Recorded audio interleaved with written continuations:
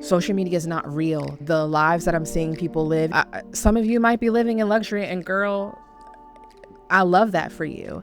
And maybe one day I'll experience the same kind of luxury. But me personally, like, luxury is not something that I am chasing in material things.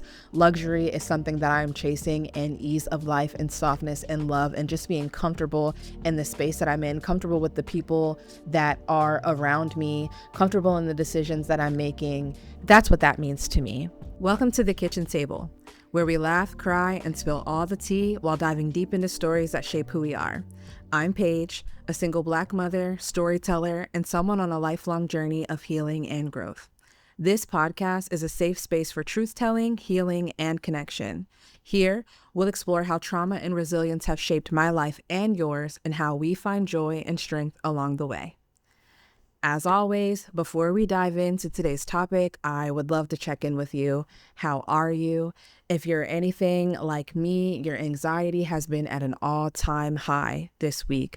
I've been struggling. There's so much uncertainty, so many things happening around the world, and I'm just not sure what to think of it.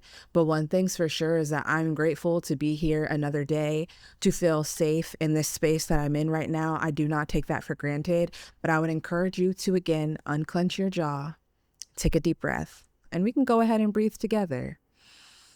Inhale and exhale.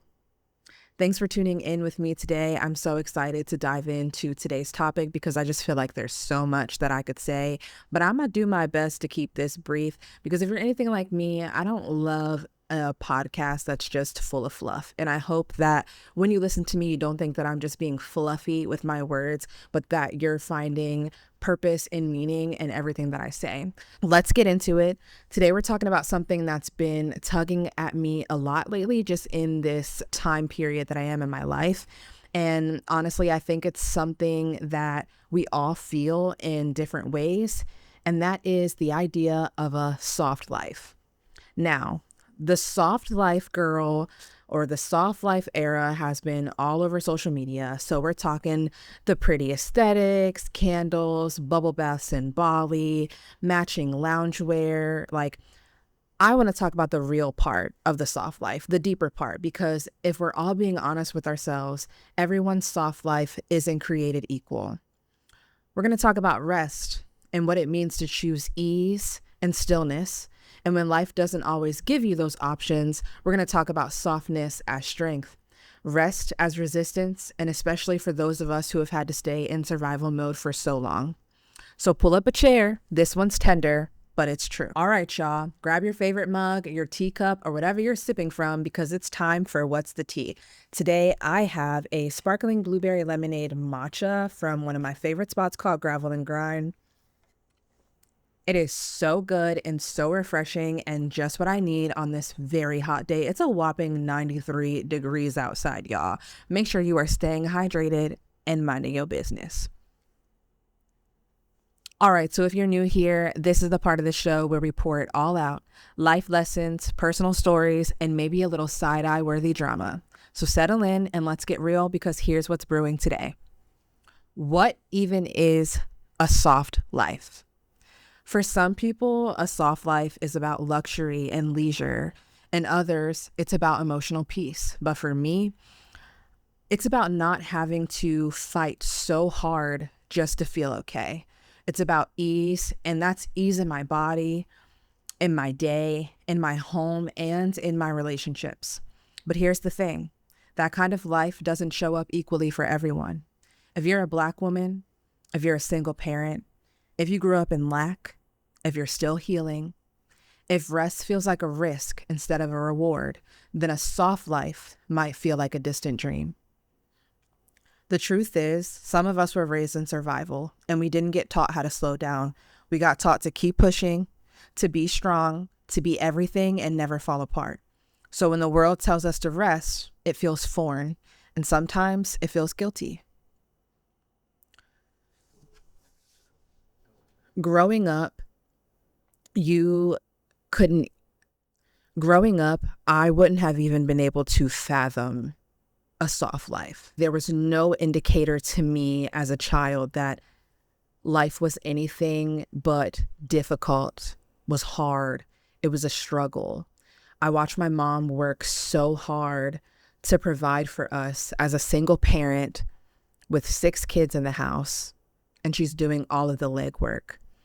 Now, I grew up in one of those families that was most definitely poor. Like, we were poor. And my mom did a really great job of masking that. And I mean that in a few different ways. So you were never going to find us in a rundown house, even though we were poor. Honestly, we were never in, until I was like a senior in high school or somewhere in high school, we never lived anywhere other than my grandparents' house that didn't have at least 3 bedrooms and a basement. So yeah, we were all doubled up all the time. So I had to share a room until my sister right before me left for college. That was the first time I had my own room, but you would never find us in anything smaller than that. And life was a lot different back then. The economy was a lot different, but don't get it twisted. My mom struggled to keep those bills paid. And it was every other year we had that eviction notice on our door. And every time we got that eviction notice, we would retreat and go back to my grandparents' house. My grandparents' house has 3 bedrooms and a basement. And so we would make it work. It was tight. But as the years went on, my siblings were getting older. There were less and less of us that had to move there. So it got a little bit easier. But there was never an indication to me during that time period of my life that my life was soft. But now that I think about it, it might have been softer than I thought. For context, I've disclosed multiple times, especially on my TikTok, if you follow me, that Harlem and I are currently living with my grandparents, and it's a place for me to be able to retreat to. And while I never thought that I would return there after I had my daughter and left, it's turning out to be the best decision that I think that I could have made for us, considering all things. So I'll back up just to give a timeline and be as transparent as I can. When I was pregnant with my daughter, it was during COVID, I moved back into my grandparents' house. I wasn't sure what I was going to do. I didn't have a solid plan because my pregnancy was not planned and her dad was in Chicago.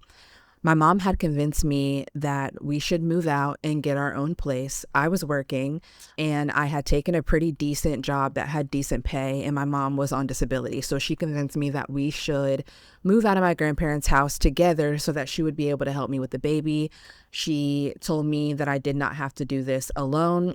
I didn't think it was a great idea, but in hindsight, I'm so glad I did it. You never really know when your life is going to change. And so that whole situation was a blessing that I didn't know that I needed. So we moved into a townhouse together. I had my daughter literally a few days after we moved in there. So we moved just in time. And then fast forward, we're there for about 1.5 years and things are getting hard. My mom's health is declining.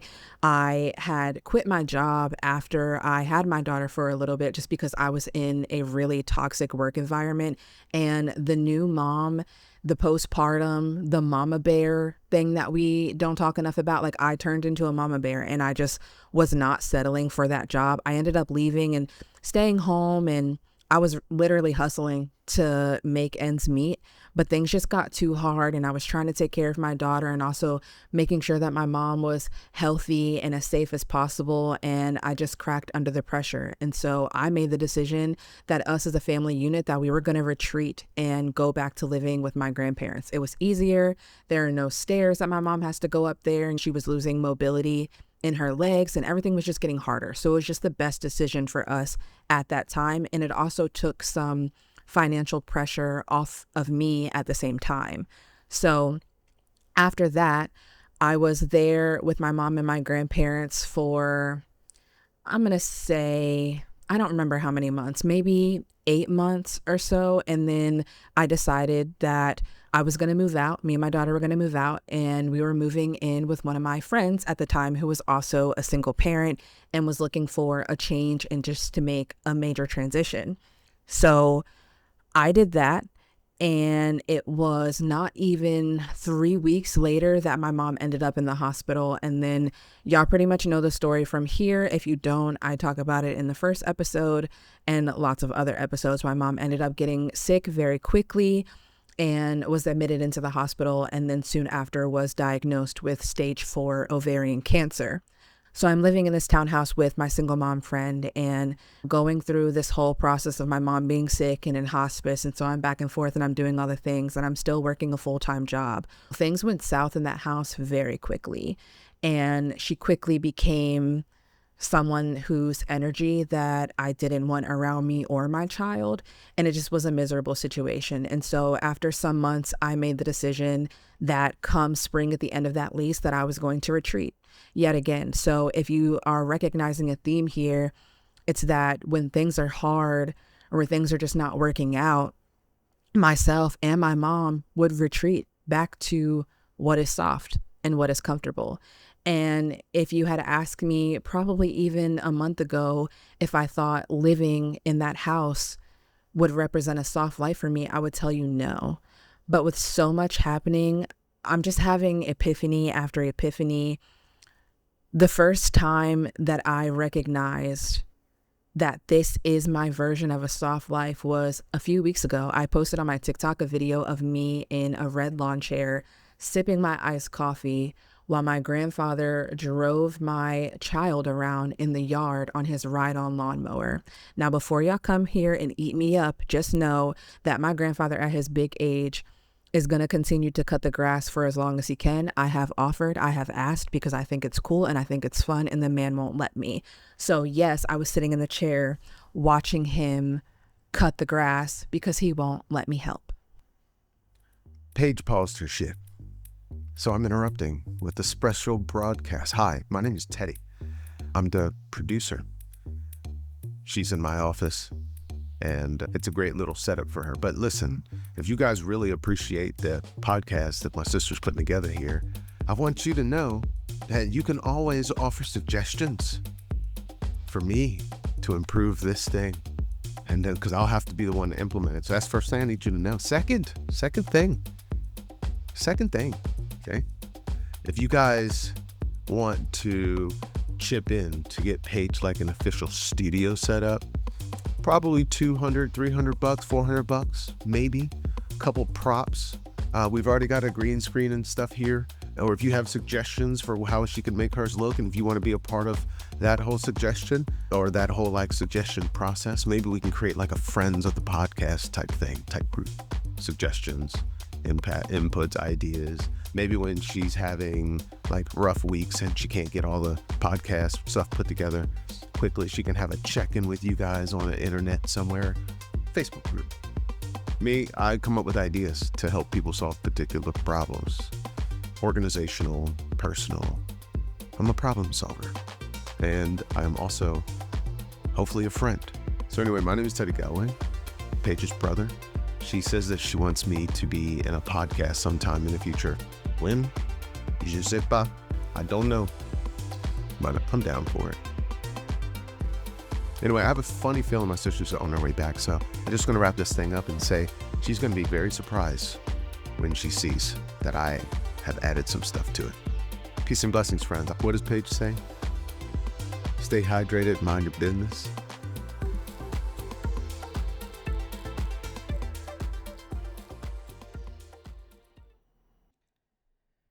But in that moment, I realized that this is my version of softness. In the video that I posted on TikTok, it said, maturing is realizing that this is my soft life. And that was a full circle moment for me because I grew up believing that it was a burden for us to be there, not only a burden on my mom because it just made things more difficult emotionally, but we are also a burden on my grandparents because here we are filling up their house again. Like they could be living their life and it's just the two of them and my mom comes in with all these kids. But what a relief it must have been for my mom to know that she has a home to go to when she needs it, a home that, though sometimes shaky, nothing is perfect, nothing is ideal, but a place to go where you can reset, refresh, and start again. And I'm in the stage of my life where I'm trying not to look at it with such a negative perspective and that it's okay for me to be resetting and refreshing. And it's okay for me to choose easy and comfortable and soft, because who says that I have to struggle all the time? I was just telling my brother earlier today, could you imagine what it would be like for me right now if I was struggling to afford my own place as a single parent in this economy with all this going on, and with me being laid off this year? Like, things could have been so much more worse for me. And so this is me leaning into ease. This is me leaning into the softness. This is me not having to stress about how I'm going to pay for home repairs when something goes wrong in the home that I own, or how I'm going to deal with my rent being raised at the end of my lease because they can raise it. There's so many more things that I could be dealing with. And so it's just a really big full circle moment for me, and a big reminder that all softness is not created equal. It doesn't look the same for all of us. And I get on social media and I see the girls in Bali, and I see people traveling and taking these girl trips and all of the luxury things and their new clothes. And I see all of it. And I'll admit that I spend a lot of time feeling I'm inadequate and a little bit self-conscious because I'm not living that life. But that's just not what my life looks like. And if I'm truly being honest and authentic with myself, I don't necessarily want those things. You have to check yourself when you're in the moment and you start to believe that you want what everybody else wants. Because do you really, or is it just because of the likes and the attention that things are getting? Like, I really try my hardest to live authentically and think about what it is that Paige likes and what it is that Paige wants. And I'm really a simple girl. Like, I'm a simple country girl. And yes, there are things that I want and there are things that I want to work towards. And I'm not where I thought I would be right now, but that's okay. And just because I'm not where I thought I should be right now, I don't have to struggle to get there. I grew up in struggle culture. I grew up in a place of lack. My mom definitely had the mindset of lack. She was in survival mode pretty much her whole life. And yes, she had that home to go back to. That was my grandparents' house. There was never a whole lot of drive to necessarily get to the end goal. But that's where I come from. And as a parent, I feel that same relief that my mom must have felt when you get home and you just get to take a deep breath and drop your shoulders and recognize that things don't have to be so hard for me right now. And will I probably put myself in situations where I struggle or things are going to be hard again? Sure, absolutely. And that's all part of the process. But right now I'm resting, and I've said it before and I'll say it again. Rest is not a luxury. It's a human right. And if anyone, that is listening to this podcast, if you're in a season of your life where you had to retreat or go back to the thing that you said you wouldn't go back to, if you had to go back to what is easy and what is comfort, don't take easy with such a negative connotation. We don't always have to keep up with the Joneses, and we can scale it back and dial it back and live within our means. Social media is not real. The lives that I'm seeing people live, some of you might be living in luxury, and girl, I love that for you. And maybe one day I'll experience the same kind of luxury. But me personally, like, luxury is not something that I am chasing in material things. Luxury is something that I'm chasing in ease of life and softness and love and just being comfortable in the space that I'm in, comfortable with the people that are around me, comfortable in the decisions that I'm making. That's what that means to me. So I'll say it loud and clear for all of us to hear again. Softness is not weakness, and rest is not lazy. And when you choose peace, even in small ways, for me being living with my family, it's one of the bravest things that you can do. And so I don't know about you, but I'm not going to spend a whole lot of time beating myself up for being in the space that I'm in. And I don't think that you should either. So I just hope that you let that sit with you today, that rest is a human right, and luxury and softness is not created equal.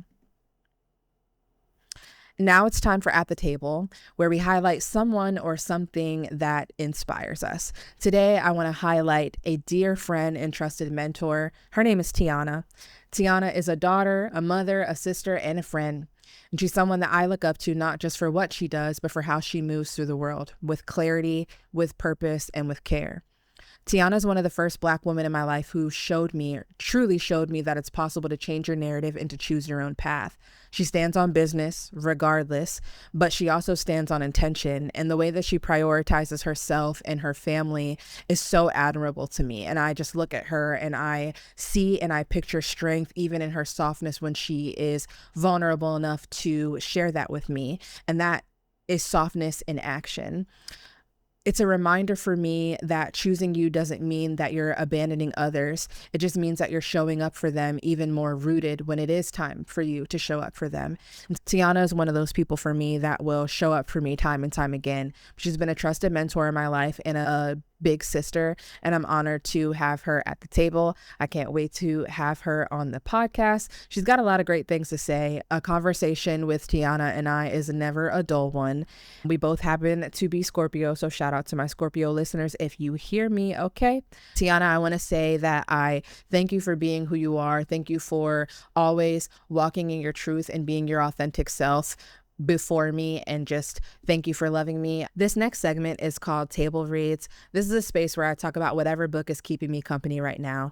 And on the last episode, I let you guys know that I'm reading Good Dirt by Charmaine Wilkerson, and it's been such a great book. No, I'm not finished yet.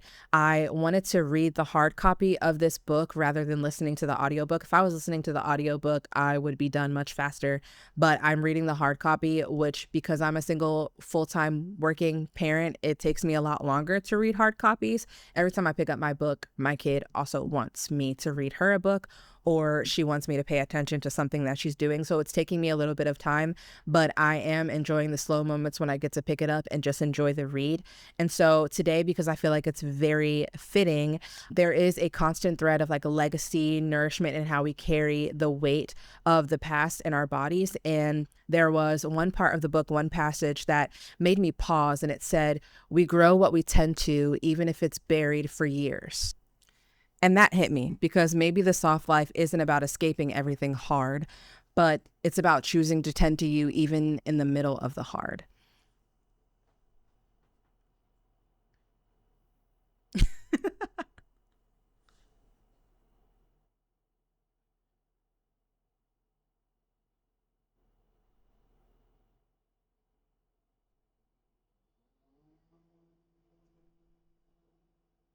I would love to discuss that on a deeper level, because like I said, when it comes to social media, we think about softness as being all these luxurious things, but there's just a different piece about when you actually are living a soft life, because you could be living in luxury and be absolutely miserable. And that's just not a desire that I have. I've never been one to want a whole bunch of money. I've never been one to want a whole bunch of luxurious things. Now, don't get it twisted. I'm a little bit bougie, but not in a materialistic way.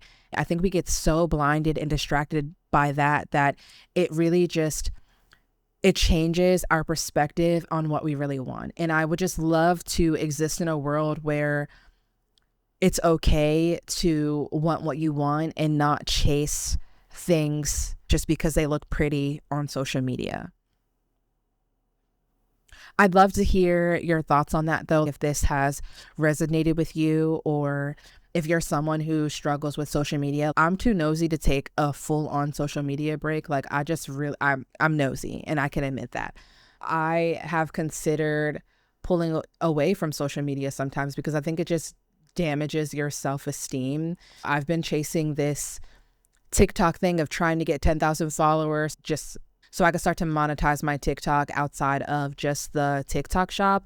And while I'm doing that, just watching the other creators and the constant like comparison, comparing yourself to all these content creators who are living this luxury lifestyle. And honestly, 80% of the time, I feel like it's not even real. Like, social media is not a real place. And the girls that are getting the brand deals, and they're getting flown out here and they're getting flown out there. And it's hard to constantly compete with my mind when it comes to those things. And I'm super blessed in the life that I have. Like I said, I have a home, I have a roof over my head that I get to go to every day.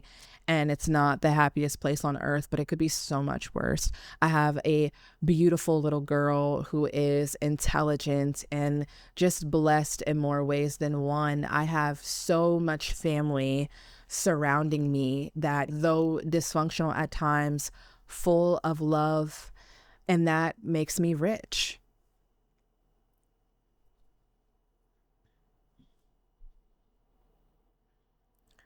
If you could design your own soft life, what's one thing you'd include? It doesn't have to be luxury. It could be quiet, slow, solo walks in the morning, coffee on the porch, time to take a deep breath, saying no, taking a nap without feeling bad about it. All of it counts. Send me your answers. I'd love to hear them. You can DM me, email me at thektablepodcast@gmail.com. I would love to hear how this episode has resonated with you and how you're prioritizing rest and softness in your life and what that looks like for you. I recognize, and I hope by the end of this episode, you also recognize that softness is really for everybody, but it just looks different for all of us. And if the soft life feels far away, just know that you're not alone. If you feel like you're holding everything all the time and wondering when it's your turn, just to be able to let go even a little bit, know that I see you and I am you. We may not all have the same access to ease, but we can still carve out moments of softness, even if they're small, but honest and quiet. And every time we choose that softness for ourselves and for our children, our family, our community, we're building a new kind of strength. And I really think that narrative is changing. So this is your reminder that soft is strong, rest is resistance, and you deserve both. I want to thank you for tuning in with me today and pulling up a chair and joining me here at the kitchen table. Until next time, keep showing up, keep healing, and remember, there's always a seat for you here. Take care.